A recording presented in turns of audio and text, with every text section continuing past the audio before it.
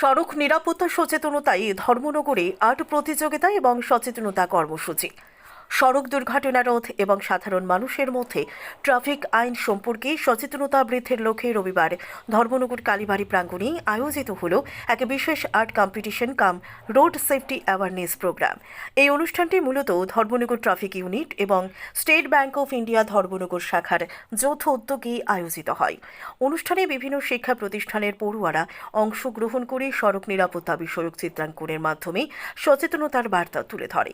Traffic signal মেনে চলা, helmet ব্যবহার, সিট বেল্ট বাঁধা, গাড়ি চালানোর সময় মোবাইল ফোন ব্যবহার না করা এবং মদ্যপ অবস্থায় গাড়ি না চালানোর মতো গুরুত্বপূর্ণ বিষয়গুলো এই অনুষ্ঠানের মধ্য দিয়ে তুলে ধরা হয়।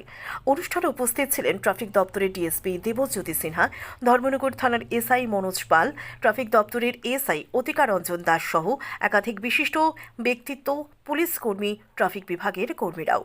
উপস্থিত কর্মকর্তারা সড়ক নিরাপত্তা সম্পর্কে সাধারণ মানুষ ও শিক্ষার্থীদের সচেতন হওয়ার আহ্বান জানান। ট্রাফিক ডিএসপি দেবজ্যোতি সিনহা বলেন, সড়ক দুর্ঘটনা প্রতিরোধে শুধু প্রশাসনের উদ্যোগ যথেষ্ট নয়, নাগরিকদের ও ট্রাফিক নিয়ম মেনে চলার মানসিকতা গড়ে তুলতে হবে।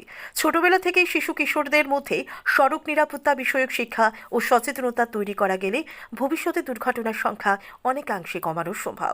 অনুষ্ঠান শেষে অংশগ্রহণকারী প্রতিযোগীদের উৎসাহিত করা হয় এবং সড়ক নিরাপত্তা সম্পর্কিত বিভিন্ন বার্তা প্রচারের মাধ্যমে একটি নিরাপদ এবং সচেতন সমাজ গঠনের আহ্বান জানানো হয়। এই ধরনের উদ্যোগ ভবিষ্যৎ প্রজন্মের মধ্যে দায়িত্বশীল নাগরিক হিসেবে গড়ে উঠতে গুরুত্বপূর্ণ ভূমিকা পালন করবে বলে আশা প্রকাশ করেন উপস্থিত অতিথিরা। ধর্মনগর থেকে নিজস্ব প্রতিনিধি রিপোর্ট, আরই ধর্মনগর। দেখতে পাচ্ছি ধর্মনগর কালীবাড়িতে অঙ্কন প্রতিযোগিতা চলছে। কার উদ্যোগে, কিসের জন্য অঙ্কন প্রতিযোগিতা? নমস্কার, আজকে আমরা ধর্মনগর ট্রাফিক ইউনিট, ধর্মনগর থানা এবং এসবিআই ধর্মনগরের উদ্যোগে আজকে আমরা চেষ্টা করছি বাচ্চাদের মধ্যে দিয়ে সচেতনতার বার্তাটা ছড়িয়ে দেওয়া, যাতে আমাদের এই যে ট্রাফিক ম্যানেজমেন্ট বলতে আমরা যেটা বুঝি, এটার মধ্যে শুধু আমাদের না, সচেতন নাগরিকদের সবারই একটা ভীষণ গুরুত্বপূর্ণ একটা ভূমিকা আছে।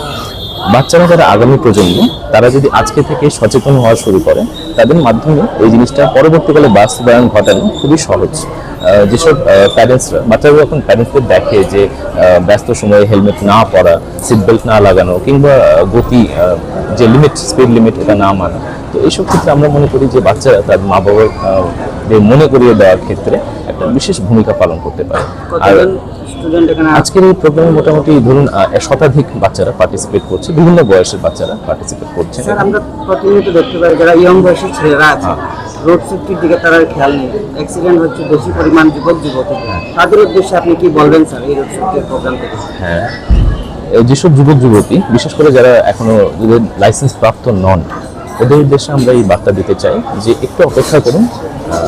কয়েক বছর বা কয়েক মাসেরই তো ব্যবধান থাকে, তো লাইসেন্স পাওয়ার পর আইনানুগ যখন আপনারা সক্ষম হবেন তখন গাড়ি বাইক চালান। আর বাবা মাদের উদ্দেশ্যে এইটুকু বলবো যে ছেলেমেয়েই তো আপনাদের সব কিছু, তো নিজের পৃথিবীটাকে সুন্দরভাবে গুছিয়ে রাখুন, যত্ন নিন নিজের ছেলেমেয়ের, ঠিক আছে? ছেলেমেয়ের আবদারে নিজেদের বাধ্য করবেন না, ঠিক আছে? একটু এই জিনিসটা খেয়াল রাখুন। আর বাবা মা এবং সবাইকে বলছি, যখন আপনারা গাড়ি ঘোড়ায় বা বাইকে চলাচল করেন, গাড়ি ঘোড়া বা বাইকে আপনাদের সমস্ত পৃথিবীটা তো ওখানেই থাকে না, তো একটু যত্ন নিন, ঠিক আছে? আমরা আমাদের দায়িত্ব পালন করার পাশাপাশি সমাজ যখন নিজের ভূমিকাটা পালন করবে, তখন আমাদের কাজটা করা সহজ হবে। আমি ডিওয়াইএসপি প্রবেশনার দেবজ্যোতি সিনহা, বর্তমানে ডিওয়াইএসপি ট্রাফিকের ভূমিকা পালন করছি।